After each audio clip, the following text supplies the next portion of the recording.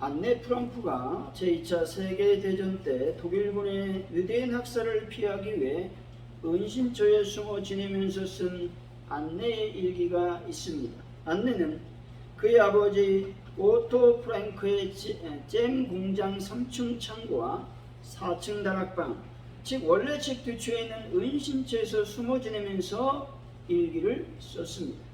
함께 숨어 지내면서 공장장 판테스 가족 이야기, 기타 여러 가지 이야기를 담고 있습니다. 1942년부터 1944년까지 2년 동안 꾸준히 이어진 안내의 약속은 1944년 8월 4일 독일 비밀경찰 습격을 받게 되면서 끝나게 됩니다.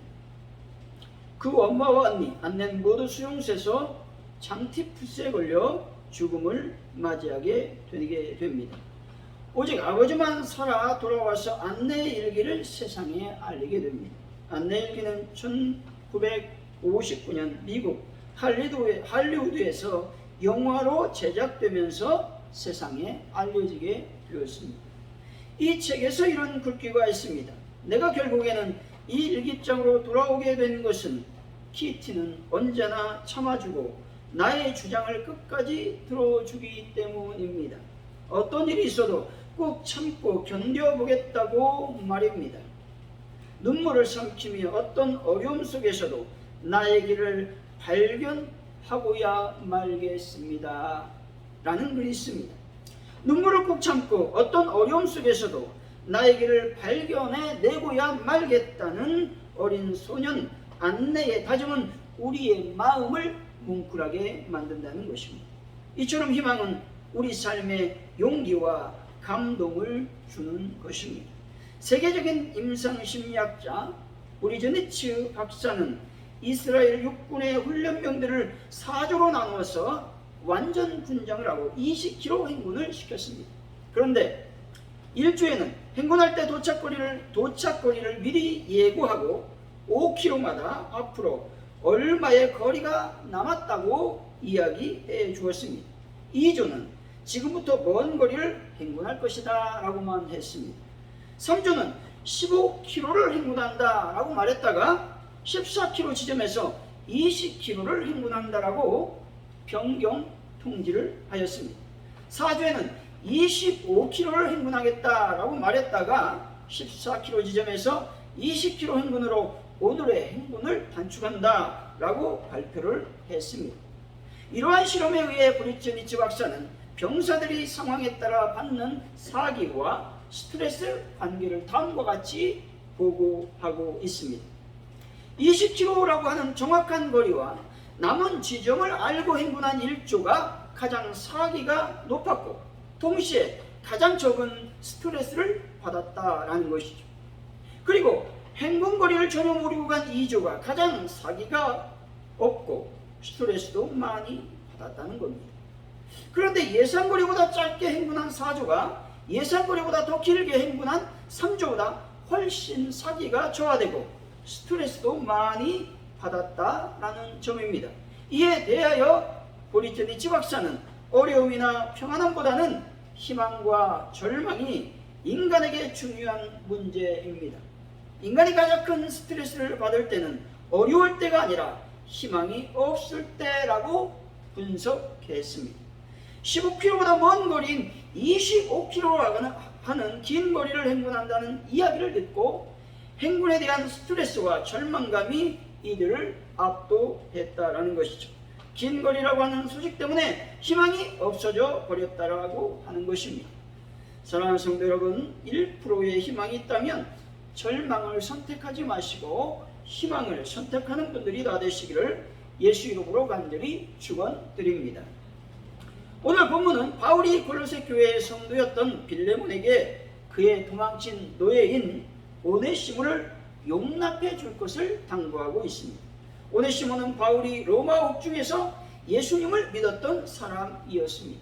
본 서신은 그리스도 안에서 한 형제된 성도들 간에 나누어야 될 용서와 사랑을 말해주고 있습니다.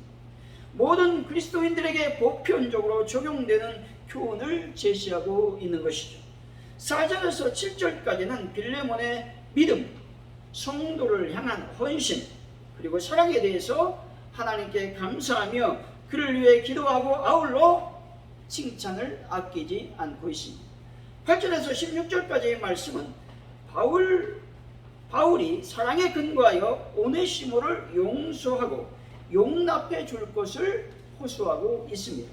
다시 말해서 오네시모가 과거에는 빌레몬에게 무익한 사람이었으나 현재는 빌레몬에게 뿐만 아니라 바울 자신에게도 유익한 자임을 말하고 있는 것입니다.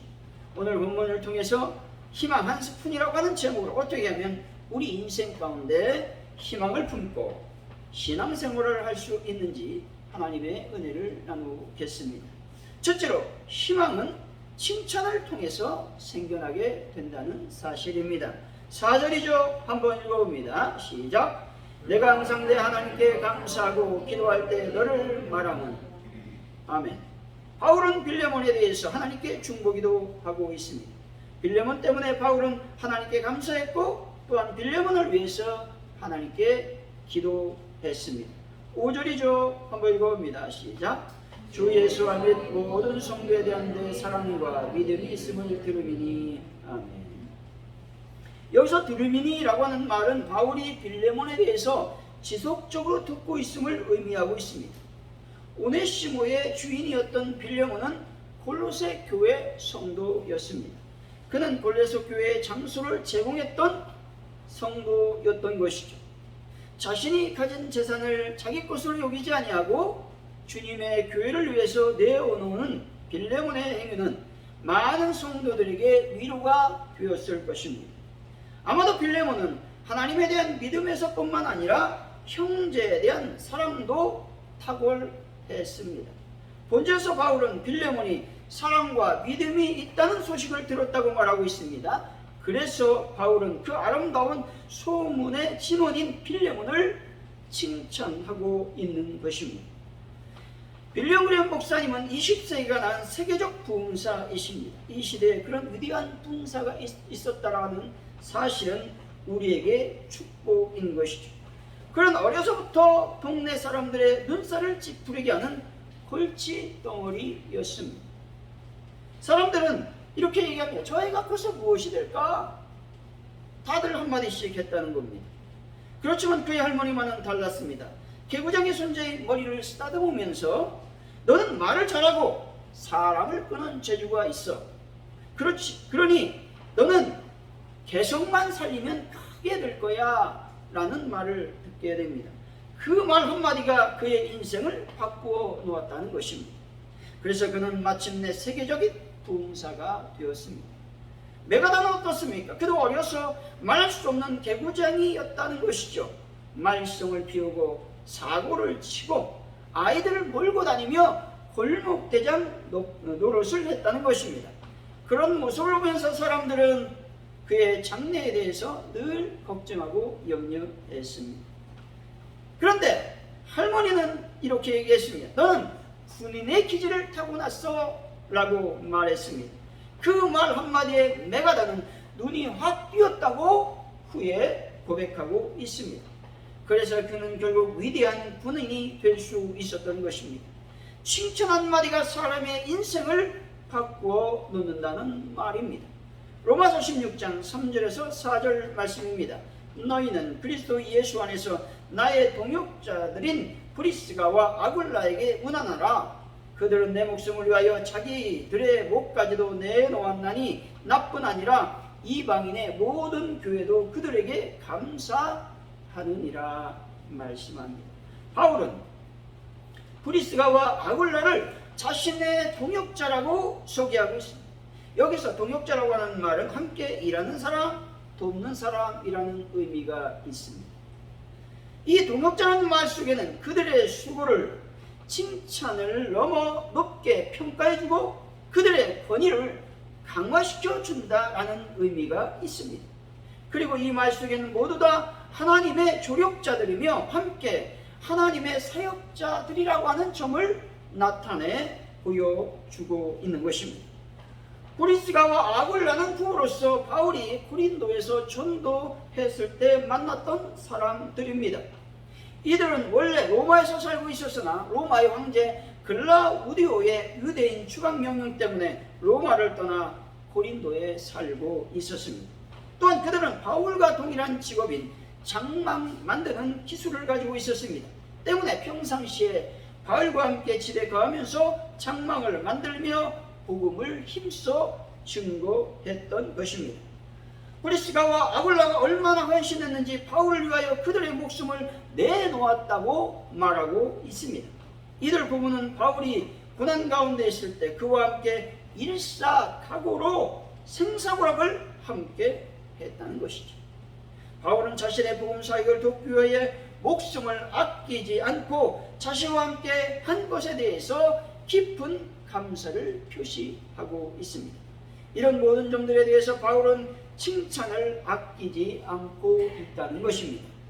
바울뿐만 아니라 이방인 교회까지도 감사한다고 이들 부부를 향해서 칭찬하고 있는 것이죠. 잠언서 31장 30절입니다. 고운 것도 거짓되고 아름다운 것도 헛되나 오직 여호와를 경외하는 여자는 칭찬을 받을 것이라 말씀합니다. 여호와를 경외, 즉 여호와 하나님을 경외한 것 외에는 아름다운 것도 없고 참된 것도 없다는 말입니다. 고운 것도 거짓되고 아름다운 것도 헛되다라고 하는 것입니다. 하지만 하나님을 경외하는 여자는 칭찬을 받게 된다라는 말씀입니다. 여자뿐만 아니라 예수 믿는 모든 사람들이 칭찬을 받을 수 있는 길은 오직 여호와 하나님을 사랑하고 극진히 섬기며 경배하는 것입니다. 좋은 것을 보고 많이 칭찬하시기를 바랍니다. 사랑하는 성도 여러분, 하나님을 경외하여 칭찬받는 귀한 하나님의 일꾼들이 다 되어서 희망찬 내일을 꿈꾸는 분들이 되시기를 예수 이름으로 간절히 축원드립니다. 둘째, 희망은 선을 행하는 데서 생기게 된다는 것입니다. 7절이죠. 한번 읽어봅니다. 시작.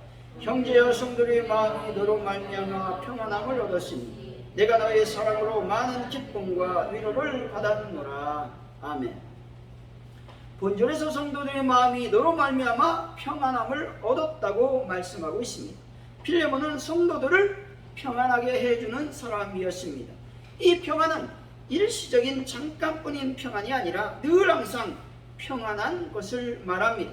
때문에 성도들은 빌레몬을 통해 기쁨과 위로를 받게 되었다고 말하고 있습니다. 사람들에게 기쁨이 되는 사람이 되시기를 바랍니다. 평화의 사람들이 되시기 바랍니다. 사람들이 모인 곳은 늘 오해가 있고 갈등이 생기게 되어 있습니다.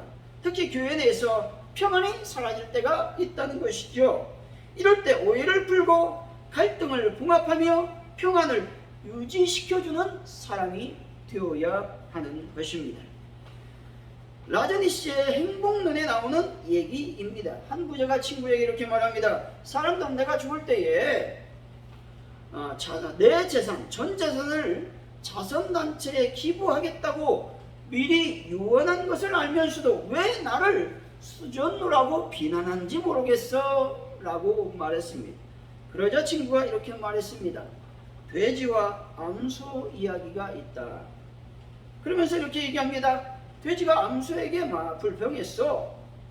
나는 사람들에게 베이컨과 햄, 심지어 발과 털까지 다 제공해 준다. 그런데 사람들은 왜 나를 더럽다고 비난하는지 모르겠어. 이렇게 얘기했다는 겁니다. 암소가 말했습니다. 그건 나는 살아있을 때도 유익한 것을 제공하기 때문이야 라고 말했다는 것이죠. 죽을 때 잘하는 것과 살아있을 때 잘하는 것, 어느 것이 더 좋을까요? 여러분, 살아있을 때 잘해야 됩니다. 죽어있을 때 잘하는 것도 역시 좋은 것이라고 말할 수는 있습니다. 하지만 살아있을 때 여러분 더 잘하시기를 바랍니다. 누군가가 나에 대해서 비난하고 욕한다면 그것은 내가 누군가에게 잘해주지 못했다라고 하는 판정이라는 사실입니다. 미가서 6장 8절이죠. 사람아 주께서 선한 것이 무엇임을 내게 보이셨나니 여호와께서 내게 구하시는 것은 오직 공의를 행하며 인자를 사랑하며 내 하나님과 함께 행하는 것이 아니냐 말씀합니다. 주님께서 보여주신 선함은 이 땅 위에 사랑과 정의가 실현되고 사람들이 하나님의 창조의 목적대로 사는 것을 말하는 것이죠. 우리 주님께서는 그 인격 안에 인자와 공의를 소유하고 계신 분이십니다. 그리고 인류 가운데 하나님 나라를 이루시기 위해서 인류의 허물을 대신 짊어지고 십자가에 못 박혀 죽으셨습니다. 주님께서 부활하신 것은 불의한 시대를 이기시고 사랑과 정의를 실현하신 하나님 나라의 승리라고 말할 수 있습니다. 하나님은 선하시다고 성경은 말씀하고 있습니다. 때문에 예수 그리스도의 기쁜 소식인 복음도 선하다고 말할 수가 있습니다. 예수 그리스도께서 나의 죄 때문에 돌아가셨다라는 것이죠. 그 예수님만 믿으면 우리들은 모두 영생 구원을 받게 되는 것입니다. 이것이 바로 선한 것이다 라고 말합니다. 또한 우리 삶 가운데 선하게 살 것을 말씀하고 있습니다. 마태복음 5장 16절이죠. 이같이 너희 빛이 사람 앞에 비추게 하여 그들로 너희 착한 행실을 보고 하늘에 계신 아버지께 영광을 돌리게 하라 말씀합니다. 예수님 믿는 자가 세상 사람들에게 보여주어야 할 것이 있는데 그것은 바로 착한 행실인 것입니다. 즉 성도는 하나님의 마음과 뜻을 나타내는 모든 의를 행해야 된다는 것입니다. 존 스토트의 책 그리스도의 십자가라는 책이 있습니다. 이 책에 이런 내용이 있습니다. 사람은 배고픈 자에게 먹을 것을, 집 없는 자에게 안식처를, 궁핍한 자에게 도움을, 의로운 자에게 우정을, 슬픈 자에게 위안을 주는 것이다. 물론 이러한 선물들은 자신을 주는 것을 말하는 것이다 라고 말하고 있습니다. 자기 자신을 주는 선행만이 진정으로 성도들을 사랑하는 것이고 평안과 기쁨과 위로를 안겨줄 수 있습니다. 빌레몬은 사랑의 선행을 실천하면서 교만하거나 거만한 마음으로 하지 않았습니다. 빌레몬은 묵묵히 섬기며 드러내지 않고 조용히 진실되고 겸손하게 선행을 행했습니다. 사랑하는 성도 여러분, 빌레몬처럼 겸손하고 진실된 선행을 실천하심으로 더욱 많은 사람들로 하여금 희망을 품을 수 있게 하는 하나님의 동역자들이 다 되시기를 예수 이름으로 간절히 축원드립니다. 셋째, 희망은 복음밖에 없음을 기억해야 된다는 것입니다. 9절에서 10절이죠. 한번 읽어봅니다. 시작. 도리어 사랑으로서 간구하노라. 나이가 많은 나 바울은 지금 또 예수 그리스도를 위하여 갇힌 자 되어 갇힌 중에서 낳은 아들 오네시모를 위하여 내게 간구하노라. 아멘. 바울은 예수 그리스도를 위해서 로마 감옥에 갇혔어요. 다시 말해서 복음 때문에 바울은 감옥에 갇혔다는 것입니다. 그런데 바울은 감옥에 갇혀 절망적인 상황에서도 하나님의 복음을 증거했습니다. 그는 자신이 감옥에 갇혀 몸과 마음이 힘든 상태에 있으면서도 영생의 기쁜 소식을 전하기 위해서 애를 썼습니다. 그것은 남들은 관심도 하나 두지 않고 눈살만 찌푸린 도망친 노예 오네시모에게까지 하나님의 복음을 증거했습니다. 바울은 상대가 누구이든 상황이 어떠하든 개의치 아니하고 하나님의 복음을 증거했습니다. 그래서 오네시모가 예수 그리스도를 믿게 되었습니다. 복음에 대한 사명은 바울에게만 있는 것일까요? 아닙니다. 성도라면 누구에게나 전도에 대한 복음에 대한 사명과 의무가 있음을 여러분들은 믿으시기를 바랍니다. 사도행전 1장 8절이죠. 오직 성령이 너에게 임하시면 너희가 권능을 받고 예루살렘과 온 유다와 사마리아와 땅 끝까지 이르러 내 증인이 되리라 하시니라 말씀합니다. 예루살렘으로부터 전해진 복음이 사도들을 걸쳐 나에게 증거되었습니다. 그렇다면 이제 우리들의 사명은 무엇입니까? 예수 그리스도의 증인이 되는 것입니다. 로마서 10장 14절이죠. 그런즉 그들이 믿지 아니하는 일을 어찌 부르리요? 듣지도 못한 일을 어찌 믿으리요? 전파하는 자가 없이 어찌 들으리요? 말씀합니다. 전파해야 듣는 이가 생기고 듣는 이가 생겨야 믿게 되는 것입니다. 하나님께서 부르시고 선택한 사람이 예수님을 믿으려면 반드시 복음을 증거하는 자가 있어야 되는 것입니다. 복음을 증거해야 희망도 생겨나게 되어 있습니다.